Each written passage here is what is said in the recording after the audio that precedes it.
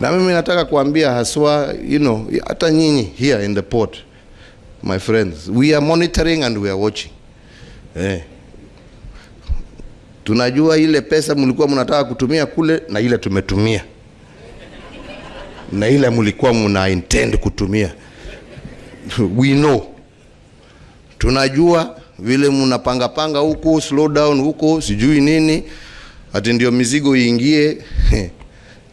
Anyway, tunaelewa. Na mimi nataka niwaambie wote, kuna wasee sasa wameamua kufa kupona. Kazi hii ya kuchimbua tabu. So please, msiseme ni mimi sijatuma mtu. Wewe ndio umekutwa ukifanya lako. Na hawa wasee hawachesi. I'm telling you. Hawachesi na hawacheki. Tutasoma sisi tu kwa magazeti.